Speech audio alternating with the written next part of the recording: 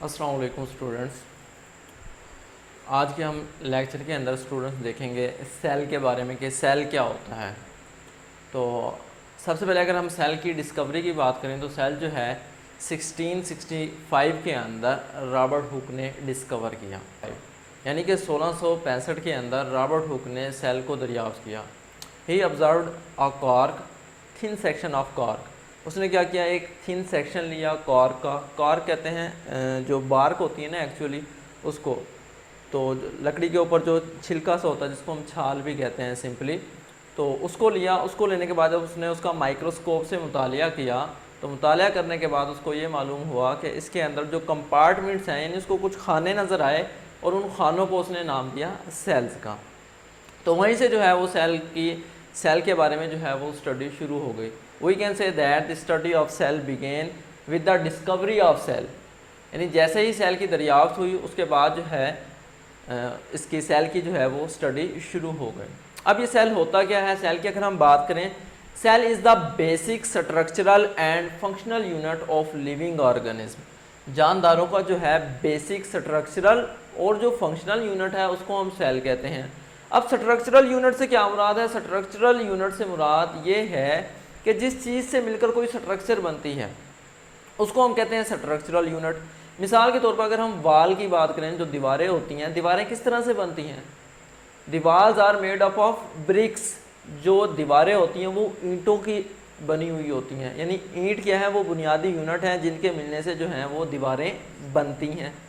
इसी तरह से जानदार कैसे बनते हैं? जानदारों के अंदर, जानदारों की बॉडी के अंदर जो बेसिक यूनिट हैं जिनसे जानदार बनते हैं उनको हम सेल्स कहते हैं। We can say that cell is the basic unit.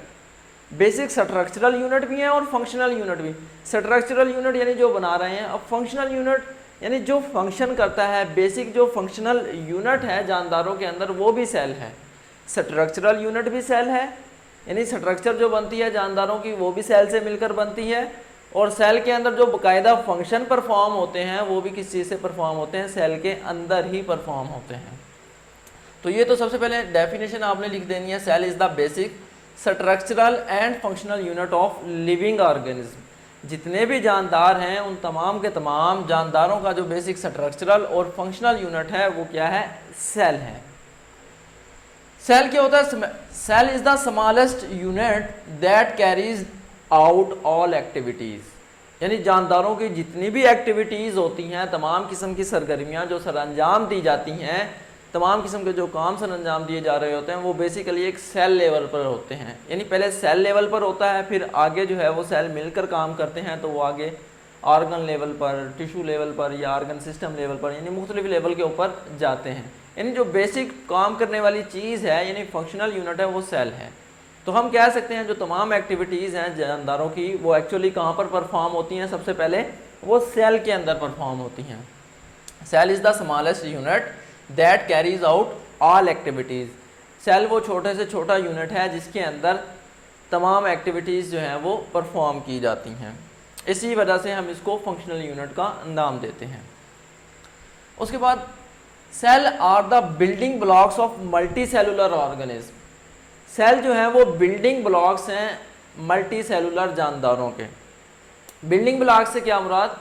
Building blocks यानी जिस तरह से एक बिल्डिंग जो है वो ब्रिक्स से मिलकर बनती है, यानी कोई भी जो इमारत है उसके अंदर जो बेसिक यूनिट है वो क्या होती है? ईंट होती है। वो ईंटें जब आपस में मिलती हैं तो वो क्या बन जाती है? एक बिल्डिंग बन जाती है, एक वाल बन जाती है, दीवार बन जाती है, या फिर एक पूरी की पूरी आप कह लें कि इमारत जो है वो तामीर हो जाती है। इसी तरह से जो मल्टी सेलुलर जानदार होते हैं वो तमाम जानदार भी जो हैं सेल से मिलकर बनते हैं, यानी सेल वो बेसिक यूनिट है। अब वो सेल जब आपस में कंबाइन होते हैं तो उनके कंबाइन होने से एक मल्टी सेलुलर जानदार जो है वो वजूद में आता है। तो तमाम के तमाम जो मल्टी सेलुलर जानदार हैं वो किस चीज़ से मिलकर बने हुए हैं? सेल से। जो यूनिसेलुलर जानदार हैं वो तो सिर्फ एक सेल पर मुश्तमिल होते हैं।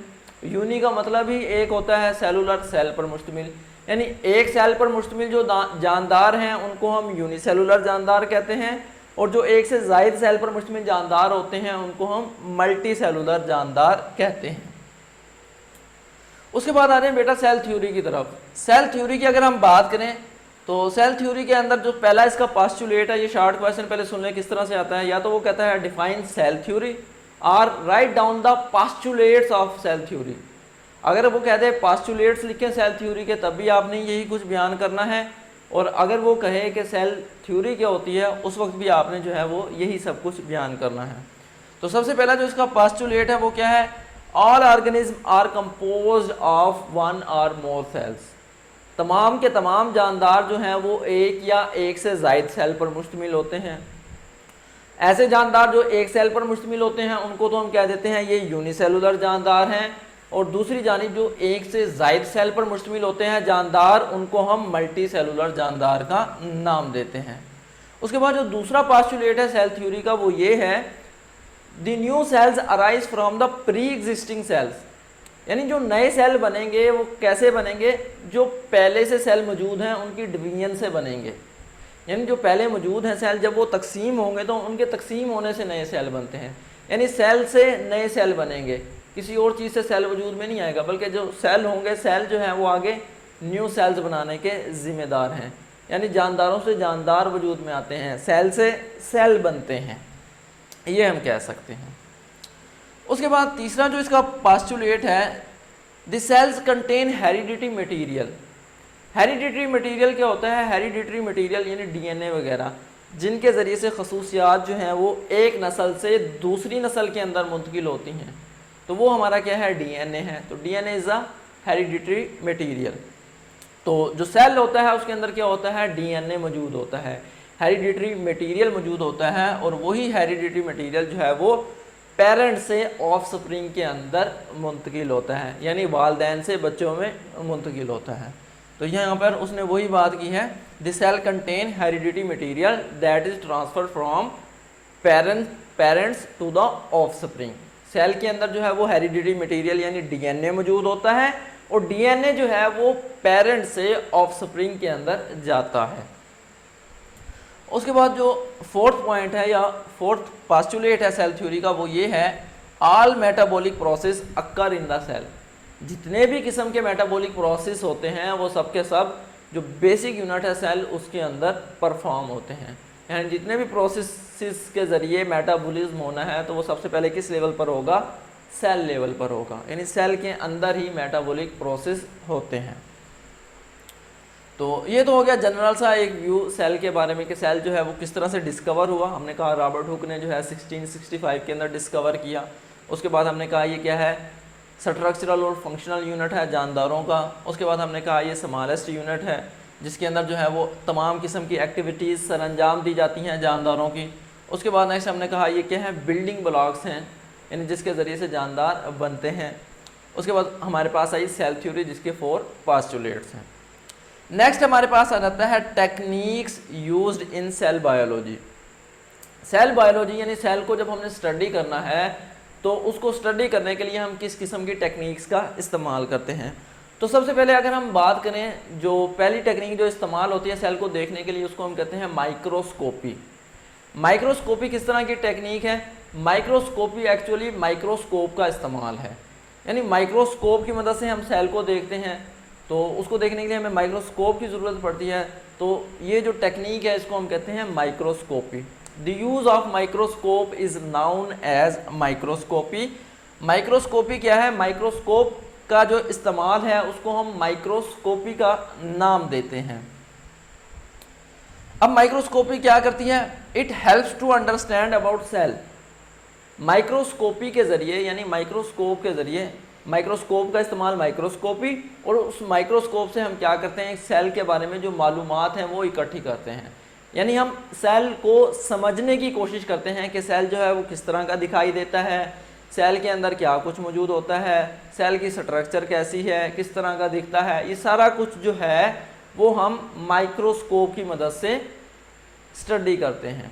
तो इस प्रोसेस को हम क्या कह देते हैं, microscopy. The use of microscope, microscope का इस्तेमाल माइक्रोस्कोपी कहलाता है। उसके बाद और भी डिफरेंट किस्म की टेक्निक्स हैं जो कि इस्तेमाल होती हैं जिस वक्त हम सेल को स्टडी करते हैं।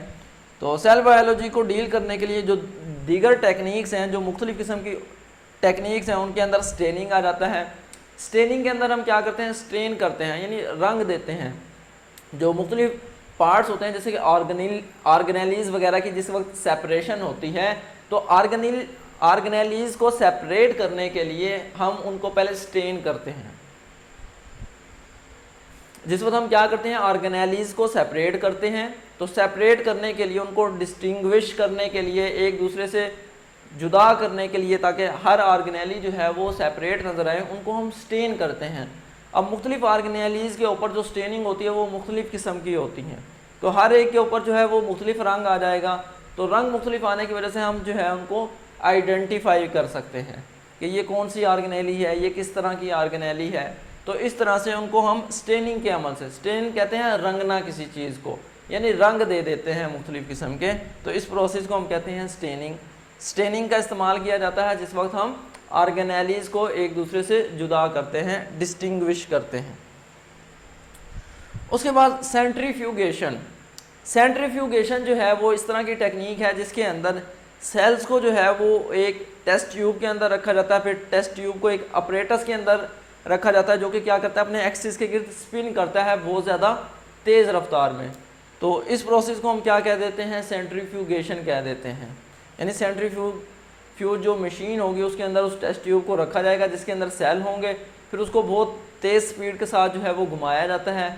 घुमाने के बाद जो सेल के मुख्तलिफ कंपोनेंट्स होते हैं या ऑर्गेनेलीज होती हैं वो क्या हो जाती हैं, सेपरेट हो जाती हैं। इस प्रोसेस का नाम सेंट्रीफ्यूगेशन है। उसके बाद नेक्स्ट टेक्निक जो है वो आ जाती है टिश्यू कल्चर। टिश्यू कल्चर में हम क्या करते हैं, टिश्यूज़ को ग्रो करवाते हैं, यानी टिश्यूज़ लेंगे और उनको जो है वो एक सूटेबल मीडियम के अंदर रखेंगे और वहाँ पर टिश्यू जो है वो ग्रो होना शुरू हो जाएंगे। तो इस टेक्निक को हम क्या कहते हैं, टिश्यू कल्चर कहते हैं।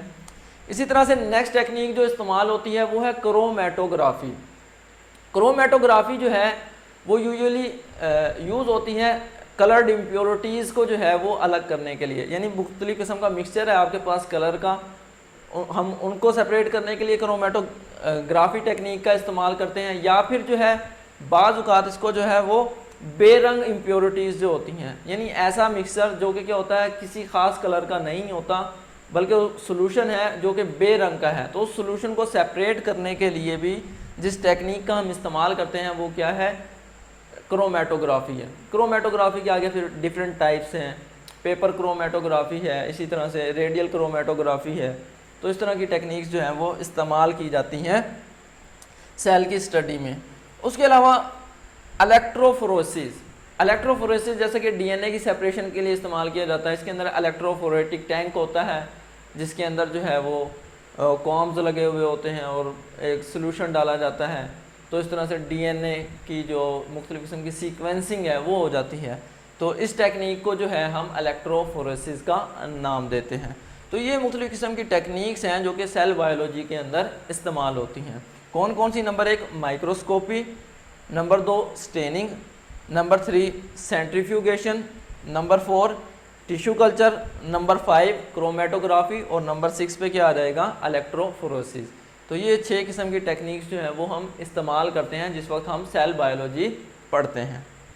उसके बाद नेक्स्ट आ जाए मैग्नीफिकेशन पावर की तरफ, कि मैग्नीफिकेशन पावर क्या होती है। मैग्नीफाई का मतलब होता है किसी चीज़ को बड़ा करना।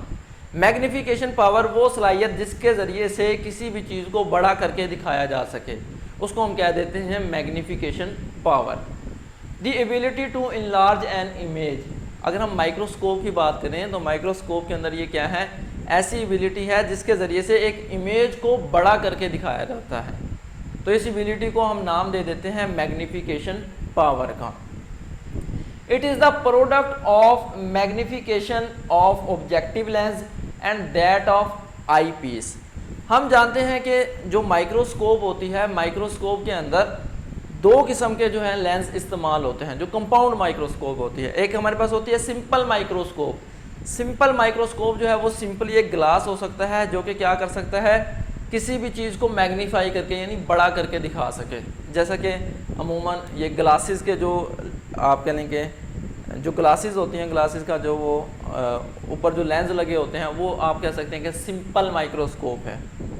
क्यों सिंपल माइक्रोस्कोप, क्योंकि एक ही क्या है लेंस इस्तेमाल हो रहा है, सिंगल लेंस अमूमन इस्तेमाल होता है, तो इस वजह से उसको हम सिंपल माइक्रोस्कोप का नाम दे सकते हैं। दूसरी जानिब अगर हम बात करें कंपाउंड माइक्रोस्कोप की, तो कंपाउंड माइक्रोस्कोप के अंदर 2 किस्म के लेंस इस्तेमाल होते हैं।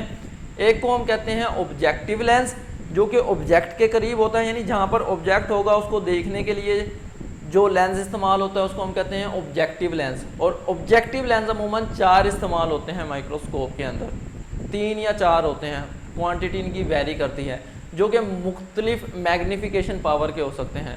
4x हो सकता है, 10x हो सकता है, 40x हो सकता है, 80x हो सकता है, 100x हो सकता है, मुख्तलिफ पावर के होते हैं। वो डिपेंड करता है किस किस्म की माइक्रोस्कोप है। इसी तरह से एक जो है वो आई पीस होता है। आई पीस क्या होता है? जो आँख के करीब लेंस होता है, यानी जहाँ से हम देख रहे होते हैं माइक्रोस्कोप के अंदर, वो वाला जो लेंस होता है उसको हम कहते हैं आई पीस। अभी जो मैग्नीफिकेशन पावर है ये एक्चुअली प्रोडक्ट है, यानी हासिल ज़रब है किस किस चीज़ का? जो पावर होती है मैग्नीफिकेशन पावर जो है ऑब्जेक्टिव लेंस की, जो कि ऑब्जेक्ट के करीब है, और दूसरी जो आई पीस के का लेंस है, इन दोनों की जो मैग्नीफिकेशन पावर है या इन दोनों की जो बड़ा करके दिखाने की सलाहियत है, इन दोनों का जो प्रोडक्ट होगा वो एक्चुअली क्या होगी? हमारे पास मैग्नीफिकेशन पावर होगी। क्या है magnification power? Magnification power actually हासिल ज़रब है किस चीज़ का? ऑब्जेक्टिव लेंस की मैग्नीफिकेशन पावर का और आई पीस की मैग्नीफिकेशन पावर का। आई पीस और ऑब्जेक्टिव लेंस की जो मैग्नीफिकेशन पावर्स होती हैं, अगर हम उनको ज़रब दें तो उनको ज़रब देने से जो हमें फिगर हासिल होगा वो एक्चुअल क्या होगी? मैग्नीफिकेशन पावर होगी कंपाउंड माइक्रोस्कोप की। मिसाल के तौर पर यहाँ पर देखें, हमारे पास अगर ऑब्जेक्टिव लेंस जो है वो 10x का हो, 10x से क्या मुराद कि जो ऑब्जेक्टिव लेंस है वो 10 गुना बड़ा करके दिखा रहा है किसी भी इमेज को, और दूसरी जानी जो हमारे पास आई पीस है, यानी जो ऊपर जहाँ से हम देखते हैं माइक्रोस्कोप में, उसकी पावर जो है वो 6 गुना है, यानी वो 6 गुना जो है बड़ा करके दिखाता है किसी इमेज को। अब हमारे पास जो मैग्नीफिकेशन पावर होगी वो किसके इक्वल होगी? इन दोनों के हासिल ज़रब के, यानी इन दोनों को अगर हम मल्टीप्लाई करें तो मल्टीप्लाई करने से जो हमें जवाब हासिल होगा वो एक्चुअल मैग्नीफिकेशन पावर होगी कंपाउंड माइक्रोस्कोप की। तो ये मैग्नीफिकेशन पावर है ऑब्जेक्टिव लेंस की, ये मैग्नीफिकेशन पावर है आई पीस की। इन दोनों का जो हासिल ज़रब होगा वो मैग्नीफिकेशन पावर होगी माइक्रोस्कोप की। माइक्रोस्कोप की मैग्नीफिकेशन पावर डिपेंड कर रही है ऑब्जेक्टिव लेंस के की मैग्नीफिकेशन पावर पर और आई पीस की मैग्नीफिकेशन पावर पर।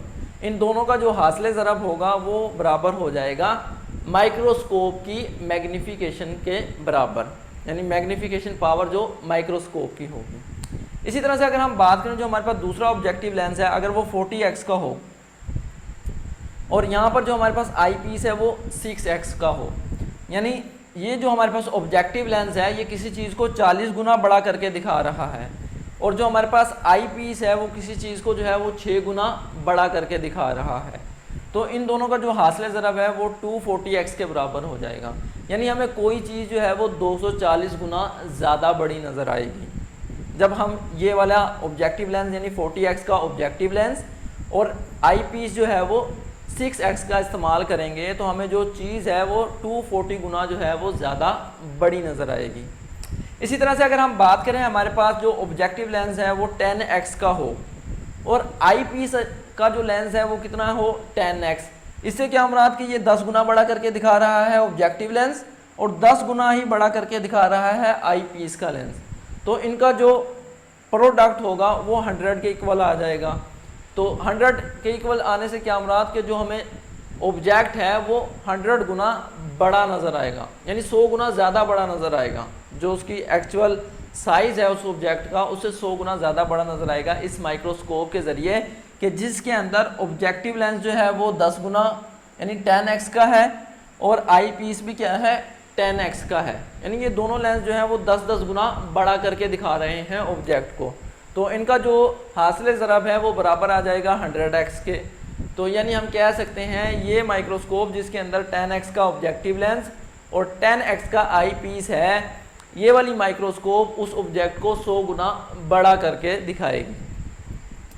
इसी तरह से अगर हम बात करें हमारे पास ऑब्जेक्टिव लेंस जो है वो 40x का अगर हो, यानी उसकी पावर जो है वो क्या है 40 गुना बड़ा करके दिखाने की है, और हमारे पास जो आई पीस है, आई पीस यानी जो आँख के करीब लेंस है वो 10x बड़ा करके दिखा रहा है चीज़ को, तो जब हम इन दोनों को मल्टीप्लाई करेंगे, मल्टीप्लाई करने से जो इनका प्रोडक्ट है वो 400 के इक्वल आ जाएगा, यानी अब हमें ऑब्जेक्ट जो है वो 400 गुना ज़्यादा बड़ा नज़र आएगा। तो इस तरह से जो है वो हम कह सकते हैं कि मैग्नीफिकेशन पावर जो है वो हासिल ज़रफ़ है ऑब्जेक्टिव लेंस की मैग्नीफिकेशन पावर और आई पीस की मैग्नीफिकेशन पावर का। तो वो हमारे पास मैग्नीफिकेशन पावर आ जाएगी किसकी, माइक्रोस्कोप की। उसके बाद नेक्स्ट हमारे पास टर्म आ जाती है रेजोल्यूशन। रेजोल्यूशन की अगर हम बात करें, रेजोल्यूशन क्या है, रेजोल्यूशन एक्चुअली वो मिनिमम डिस्टेंस है जिस पर दो ऑब्जेक्ट्स जो हैं वो सेपरेट नज़र आ सकें। किसी भी ऑपरेटर्स की वो मिनिमम रीडिंग या मिनिमम एबिलिटी जिसके ज़रिए से दो चीज़ों को वो जुदा जुदा दिखा सके, यानी अलग अलग दिखा सके, सेपरेट दिखा सके, उस एबिलिटी को हम नाम देते हैं रेजोल्यूशन पावर का। The minimum distance eight which two objects can be seen separated from each other, वो कम से कम फासला जिसके ऊपर दो ऑब्जेक्ट्स को अलग अलग देखा जा सके, वो उस ऑपरेटर्स की क्या होती है, रेजोल्यूशन पावर होती है। मिसाल के तौर पर अगर हम बात करें जो लाइट माइक्रोस्कोप है, लाइट माइक्रोस्कोप की जो रेजोल्यूशन पावर है वो 250 नैनोमीटर है, यानी 250 नैनोमीटर होती है लाइट माइक्रोस्कोप की रेजोल्यूशन पावर। और इसी तरह से अगर हम बात करें जो ह्यूमन आई है, ह्यूमन आई की जो रेजोल्यूशन पावर है वो 1 मिलीमीटर होती है, यानी 1 मिलीमीटर के ऊपर जो दो ऑब्जेक्ट्स होंगे उनको तो हम सेपरेट देख सकते हैं, लेकिन अगर उससे कम डिस्टेंस होगा तो वो हमें सेपरेट नज़र नहीं आएंगे, बल्कि वो एक दूसरे के साथ जुड़े हुए नज़र आएंगे। तो हम कह सकते हैं कि 1 मिलीमीटर जो है वो हमारी आई की क्या है, रेजोल्यूशन पावर है, यानी ये वो कम से कम फासला है जिसके ऊपर हमारी आई जो है वो दो ऑब्जेक्ट्स को सेपरेट यानी अलग अलग देख सकती है। तो ये था आज का हमारा टॉपिक जिसके अंदर हमने देखा सेल के बारे में, सेल का इंट्रोडक्शन देखा कि सेल होता क्या है, और उसके अलावा हमने कुछ टेक्निक्स देखी जो कि सेल को स्टडी करने के लिए लाजमी होती हैं, और उसके बाद दो इम्पोर्टेंट इसके हमने फैक्टर देखे जो कि मैग्नीफिकेशन पावर और रेजोल्यूशन पावर हैं। तो जब हम मैग्नीफिकेशन पावर और रेजोल्यूशन पावर को अच्छे से समझ जाते हैं तो उसके बाद जो है वो हम माइक्रोस्कोप का इस्तेमाल करते हैं और किसी भी सेल को या ऑर्गेनेली को जो है वो इजीली स्टडी कर सकते हैं। उम्मीद है स्टूडेंट आज के लेक्चर की आप लोगों को समझ आई होगी। इंशाल्लाह नेक्स्ट लेक्चर के अंदर आप लोगों से फिर मुलाकात होगी। अपना ख्याल रखिएगा। अल्लाह हाफिज़।